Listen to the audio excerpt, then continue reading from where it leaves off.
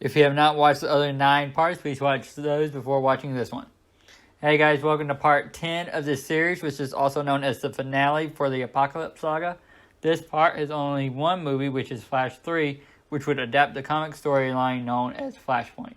I have also taken into consideration the things that have been confirmed and rumored for the real Flashpoint movie. With that said, I hope you enjoy this part because it's about to get really weird. So, the movie starts with Barry chasing after his mother's killer, Eobard Thawne, all over the world. Suddenly, the two men go fast enough to open a portal, and they run inside. Then the portal opens up again, and they run out. As soon as Barry gets out of the portal, he realizes that he is back at his childhood home where his mother died. Barry runs inside of the house and stops Eobard from killing her this time.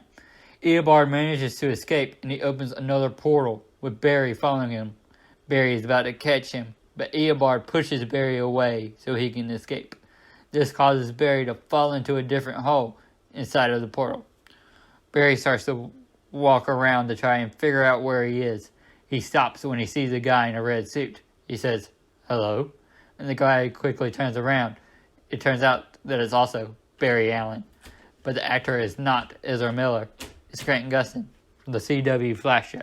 This sets up the scene from Crisis on Infinite Earths crossover about where the two Barrys meet. After this, the Ezra version of Barry manages to go back into a portal to go back to his current time period. However, right when he exits the portal, he is struck by lightning and the screen goes black. We then start to hear a voice saying Barry's name over and over again, getting louder every time. We then see Barry waking up at his job at CCPD to the voice of Captain Sink. He says that he better not catch Barry slacking again, or he'll be fired. Anyway, this should be an easy case, since it's one of the ones caught by Citizen Cold. Barry looks at Singh confused, and he asks, "Citizen Cold? Does he mean Captain Cold?" Singh is the one now confused, and he says, "No, he means Citizen Cold, aka Leonard Snart." Barry agrees that his name is Leonard Snart, but he still goes by Captain Cold, who is the leader of the Rogues, one of the worst criminal groups in all of Central City. Singh then decides that Barry needs to go home and get some rest. On the way out, he runs into Iris, and he goes to talk to her, but that's when he realizes that she has kids with her, and a husband. Barry runs out of the station and runs into his mother. Barry falls down the stairs, and he actually gets hurt, which surprises him because his power should allow him to heal very quickly. His mother helps Barry up and asks if he is okay. Barry says that he is alright, but he asks her what she is doing here. She doesn't understand the question, so Barry tries a different approach and asks her if she knows the Flash or the Justice League. She doesn't, and she wonders why he is asking her all these weird questions. Barry says that it's complicated. Then Barry asks if she knows who Batman is. She actually knows who that is, and that he is the vigilante terrorizing Gotham. Barry smiles and says he'll see her later, and he starts to run, but his speed isn't working, so he has to take a taxi. We then go to Gotham and see Batman fighting Harley Quinn on a rooftop. Batman pins her down and asks her where the Joker is. Harley just keeps repeating the same thing over and over again, which is, "Where's Martha? Where's Martha?" Once Batman realizes he won't get anything out of her, he throws her off the roof. Before she can hit the ground, Cyborg catches her and allows her to escape. Batman asks Cyborg why he saved her. Cyborg says it's because that is what a hero would do, and the world needs more heroes. Cyborg is trying to get Batman to join him to stop the Atlantis and Amazon war, since they just destroyed most of Europe. Batman refuses, because he knows if he joins them in the war, then the war would eventually come to Gotham, and he suggests to Victor to not get involved, and he leaves. Barry arrives at the Wayne mansion and manages to get inside of the Batcave. Batman sees Barry and takes him down. Barry says, "Bruce, it's me, Barry." Batman stops and says, "How do you know that name?" Barry says that they had met before when they stopped Steppenwolf. Batman says up and says that he's not Bruce. Barry looks at a picture sitting on a desk. He looks at Batman and says, "You're Thomas Wayne." Thomas says that is correct. Thomas says that one night his family was out at a theater watching a movie. They saw a crime down the street, so they turned down an alleyway. However, the criminal also turned down the same alley. Thomas says that he tried to reason with him, but it was no use. He then took out his gun and shot Bruce. He says that he snapped and killed the guy with his bare hands. His wife, Martha, on the other hand, held the lifeless body of their son in her arms. Then she slowly turned from his wife to his greatest enemy, known as the Joker. Barry can't believe it, and he tells Thomas that where he is from, you and his wife are the ones that died in that alley, and it's Bruce that becomes Batman, and he is one of the greatest heroes that Barry has ever seen. Barry then holds his head in pain. Then he sees some different flashes. One of them is Wonder Woman and Aquaman having an affair, and Mara catching them. So the information about the affair wouldn't get out. She kills Mara by cutting her head off. The other vision that he has is a meteor coming into the Earth's atmosphere, and we see a truck driving down a cornfield. The meteor gets close to crashing into the truck, but it misses and lands into a city. Barry then wakes up and says, "Clark?" He says that he has memories from both universes, and he is starting to forget everything from his real life, so they need to hurry to get his powers back by recreating the accident that caused him to become the Flash. We then go to Paris, and it is still flooded with water from Aquaman. Lex is driving a boat, which consists of people like Clayface and Cheetah. They are looking for his son named Connor. This is when they are attacked by Aquaman and Atlanteans, and they get killed for trespassing. Also in London, Steve Trevor is waiting for Lois Lane to give him information that could end the war. However, he is attacked by Wonder Woman, and she ties the lasso of truth around his throat to interrogate him and asks what information Lois had. Once Steve tells her, she kills him instantly. We then see Barry strapped to a chair in the middle of a storm, trying to get his powers back the same way they did the first time. A lightning bolt comes down and strikes Barry, but it doesn't work, and he gets severely burnt and passes out. We then see Cyborg getting in trouble by the president for not recruiting Batman to stop the war. The president says that he has no choice but to go to Plan B, which is to hire a fighter pilot to bomb Themyscira and Atlantis. The president also tells Victor that one of the heroes that he tried to recruit is a traitor, but they don't know which one. And the traitor told Wonder Woman about Steve, and that is Victor's last chance, so he is no longer on the mission. Once they leave, John Jones is able to sneak in by shapeshifting. Lois gets in trouble with some people working for Wonder Woman. That is when there's a flash of yellow lightning taking out the people that are retaining her. Then she comes across a group of people in the resistance against the war. Some of the people in this group are Oliver Queen, Roy Hopper, Dick Grayson, and Jason Todd. Lois thanks the group. They say that they just got there, so they didn't help her.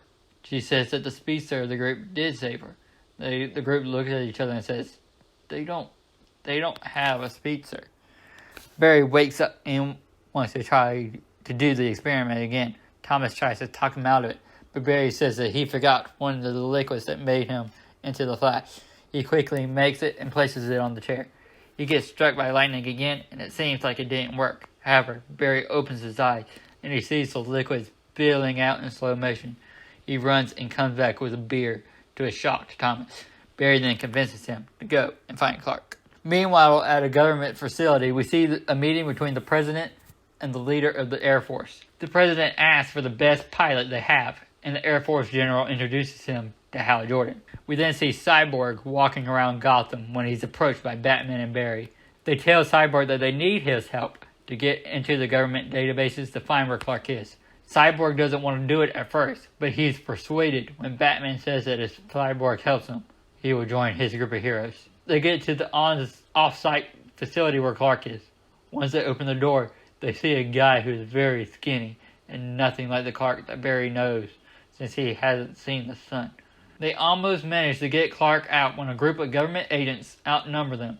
They go to arrest the heroes, but Martian Manhunter shows up and helps them escape. Once they get outside, Clark feels the sunlight for the first time. He starts to get the powers that he's supposed to have, and he flies away. Cyborg says that they need to head back to their secret base. Meanwhile, Hal is trying to take down Atlantis with his plane. However, Aquaman sees Hal before he can do anything, and he throws a trident into Hal's plane, causing it to crash and killing Hal. Aquaman thinks that this is the first move of the war, and all the Atlanteans go after Themyscira. We then see the heroes getting to Cyborg's secret hideout, which happens to be the Shazam household. They start making a plan to stop the war from destroying the rest of the world. Shazam also uses his lightning to slow down Barry's brain so he can keep his memories. However, They are all interrupted by a news station talking about the death of Hal Jordan. This makes the heroes realize that they need to act fast, and they go to Themyscira. In the final fight of the movie, it is a three-way battle between Flash's team, the Atlanteans, and the Amazons. When the team gets there, they are met by Ryan Choi, who is one of the people that Cyborg has recruited. The Shazam kids turn into their heroes and go after Wonder Woman. However, it turns out that Choi is a traitor that Steve was talking about. He uses a device to take the powers away from the kids. That allows Wonder Woman to kill them all. In the middle of the battle, Reverse Flash shows himself to Barry. Barry blames him for his new world, but Reverse Flash says that it's Barry who created this world when he stopped Eobard from killing his mother. Barry asks why he killed her. Eobard smiles and says that it's because he needed to become himself. And the death of Nora Allen causes Barry to become the Flash.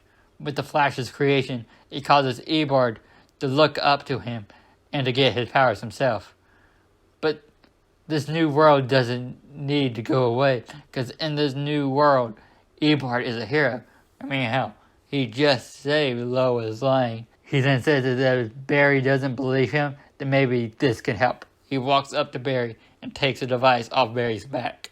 Eobard explains that when he pushed Barry, that he put this device on him to cause Barry to forget everything that happened that day. Barry asks how he got to that other Barry's world. Eobard explains that they were in the Speed Force, and in the Speed Force there are different pockets that you can go into. Some pockets deal with time, while others deal with other realities. You have to be very careful when traveling through the Speed Force, Barry, because you can end up in a messed up world like this one. Barry says that he will get back to his own world. Eobard says that he won't.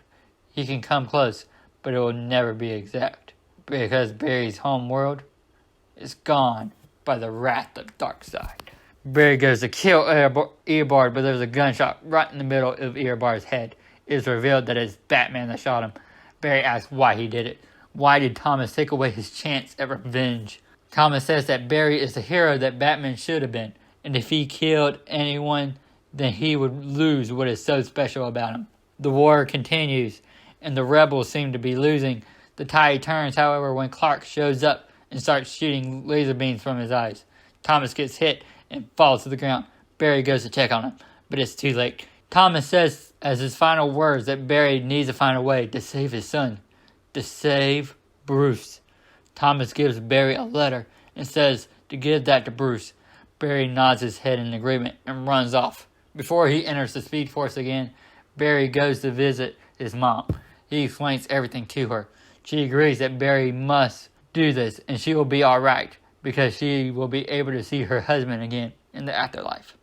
After a tearful goodbye, Barry re-enters the Speed Force. In the Speed Force, Barry is able to stop his younger self from stopping Eobard from killing his mother.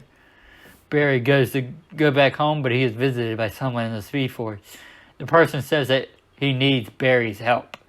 As he says this, we see footage of all the live-action DC shows and movies.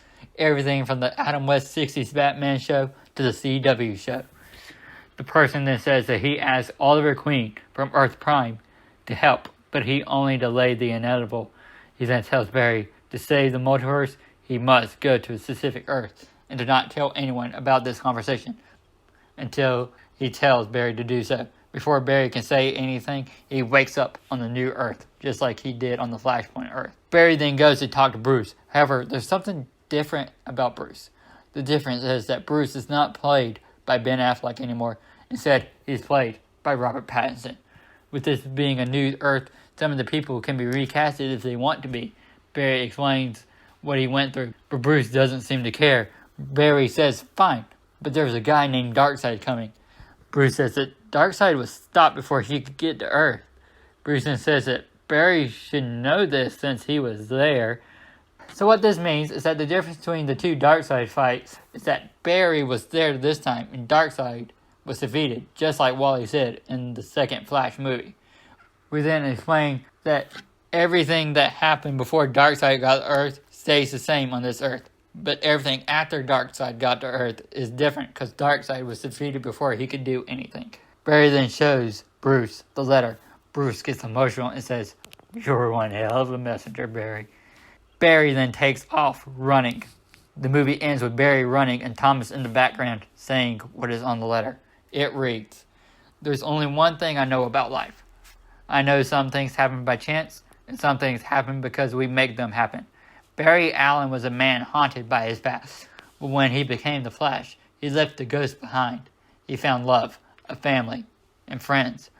Barry thought yesterday was behind him, but somebody wouldn't let him escape it. When Barry came to me for help, I turned him away. I'm not the hero of this story. I'm a man who's been corrupted by his own unbearable pain. I'm a man who has too much blood on his hands to be called good. I'm a man who has nothing to live for until the day I met the Flash. The first time I met Barry Allen, I nearly killed him. Like I said, I'm not the hero of this story, but people like you, Bruce, and Barry can be the hero that the world needs most." And that is how the third Flash movie ends. The post-credit scene for Flashpoint is the person that visited Barry in the Speed Force say that this is the last chance they have to stop his brother. If they fail this time, then the multiverse could be destroyed forever. Thanks for watching part 10 of this series. If you liked it, please like, comment, and subscribe.